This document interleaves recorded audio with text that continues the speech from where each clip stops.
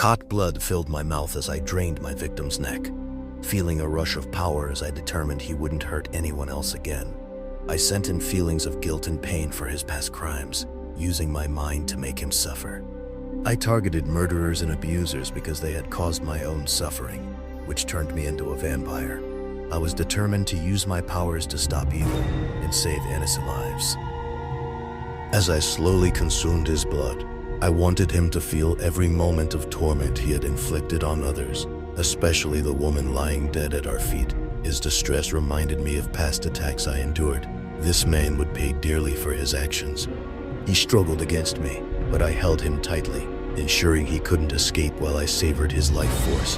As his heartbeat weakened and blood flow slowed, I gazed into his terrified face and taunted him, relishing the irony of his fate.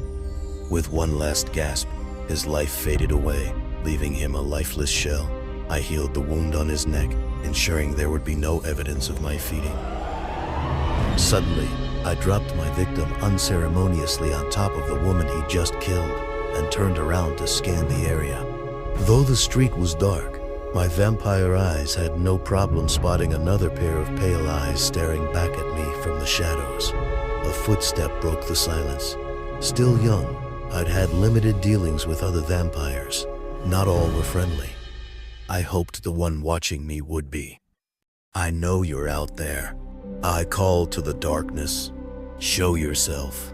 Raspy laughter crawled out of the shadow. "Are you sure you want me to do that, Alyssa?"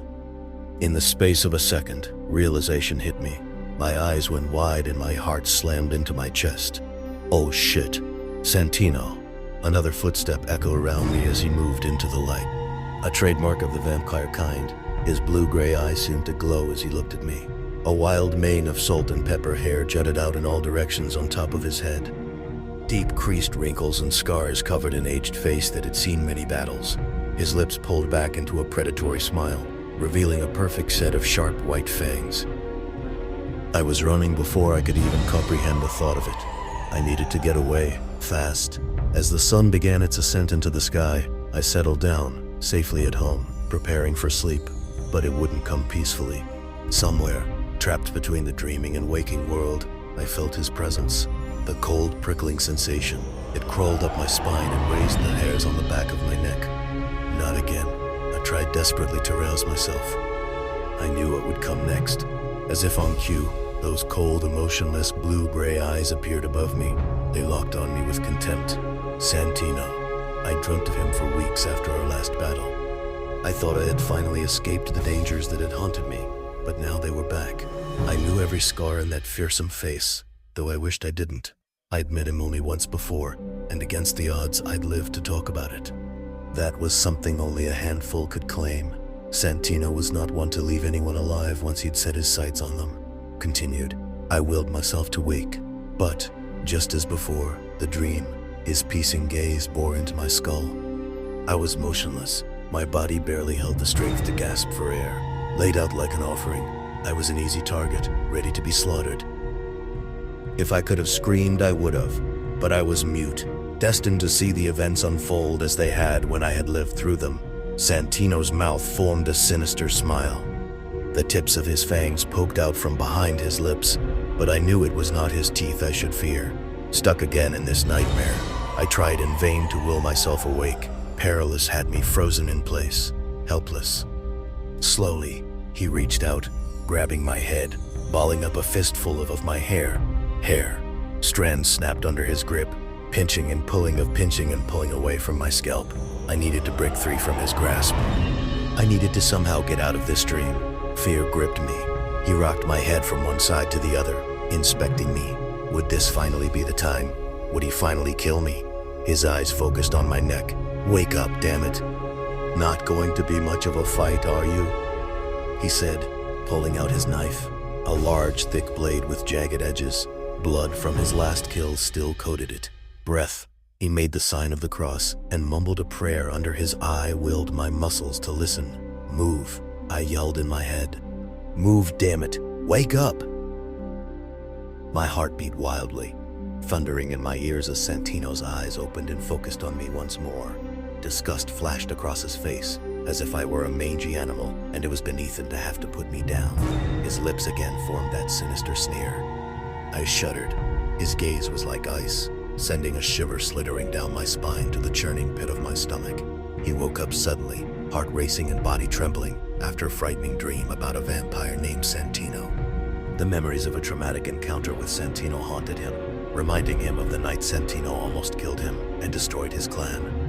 Santino was feared as the best hunter for the Acta Sanctorum, known for killing vampires, and he had murdered the leader of the largest vampire coven before attempting to finish him off.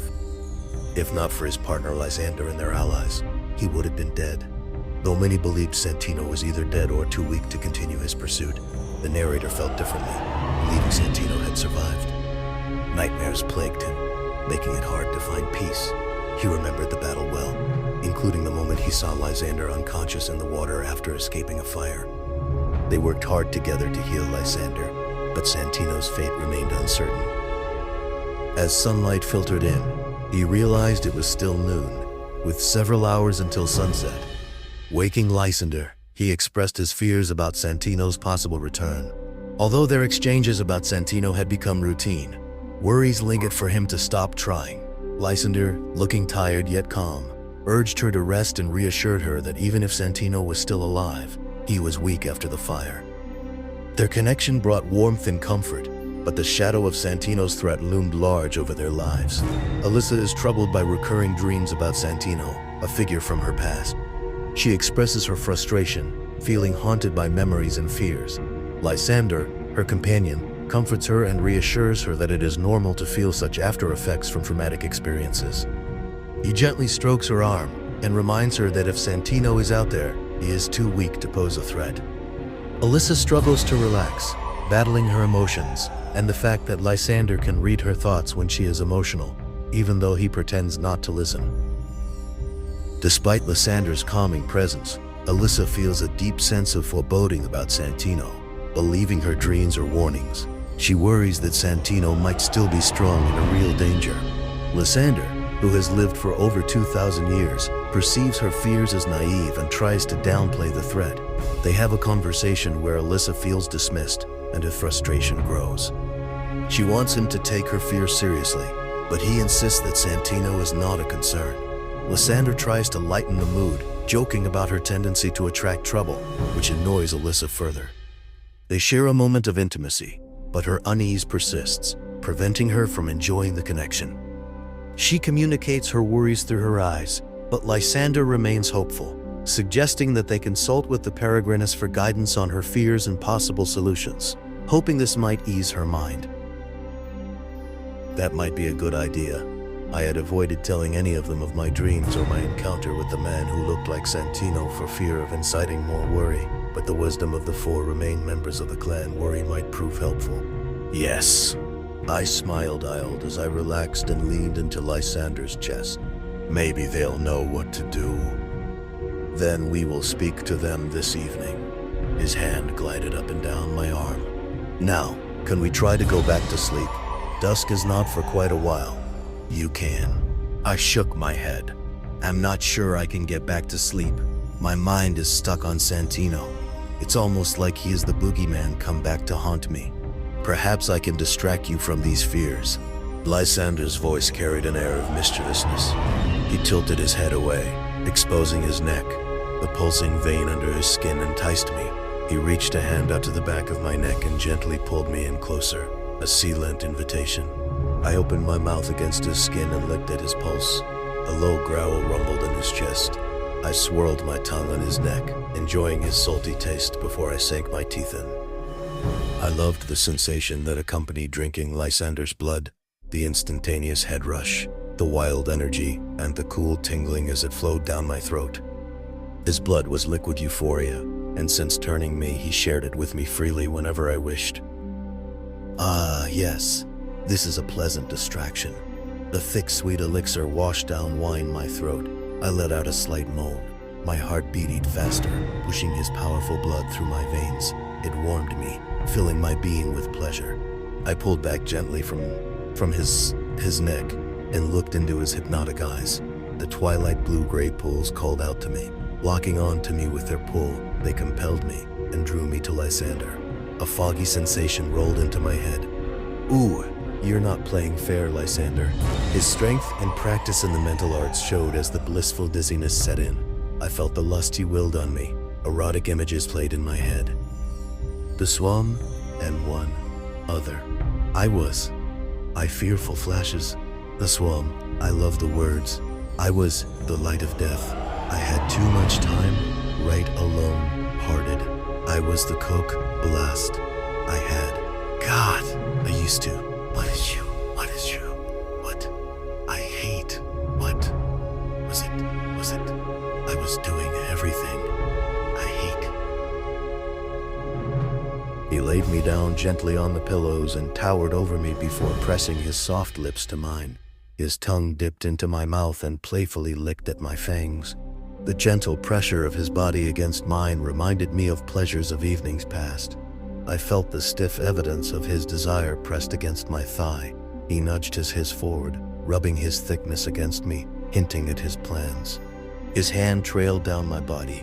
With feather-soft touches, he tickled and teased my bare skin. Each touch caused an eruption of goose flesh, making me hot and ready for more. Forget Santino. Wouldn't you rather think of this? His voice was magic, deep and husky with need. Concentrate. I wanted to concentrate on Lysander. I loved his hands on my body, touching, exploring, teasing, but the mention of Santino's name broke his spell over me. How quickly could he heal from animal blood? Lysander nibbled at my ear and trailed slow kisses down my neck. My body reacted to his touch. Warmth spread between my thighs, my breast ached, and my nipples hardened to pebbles as he teased me. But my brain locked onto questions of Santino. What if he found other vampires to feed on? I felt the quick pinch of Lysander's teeth, sinking into my breast, followed by the warm caress of his velvety tongue, lapping at my blood. What if there are more saints out there than we expected? Lysander groaned loudly, then suddenly stopped and sat up. Disappointment filled his eyes as he stared down on me. You're not into this today, are you? What? His words brought me back into reality. He let out a loud breath and licked a spot of blood from the corner of his mouth. Look into my eyes, Alyssa. Let me take you away from these thoughts. I can't let this go. I feel like this is a warning somehow. I can't ignore it. Lysander sighed and then collapsed next to me. He jerked the sheet over his body as he rolled over. I'm sorry. I rolled to face him. Well, I will say this. Your mind is getting stronger. You have never broken my control before. The magic had left his voice. I never wanted to. I wish I could say it was all my doing. I wasn't actively blocking you. It's just, you said his name and I snapped back into reality. A puzzled look marked Lysander's face. His eyes narrowed as he turned to me. Really? You weren't trying to block me? Blood rushed to my cheeks. No, I was enjoying what you were doing.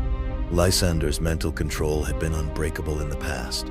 He had tried to show me how to block him, but I had never been fully capable. I could block my thoughts well enough, but when it came to full control, I still had a lot to learn. He had told me it was because I was so young.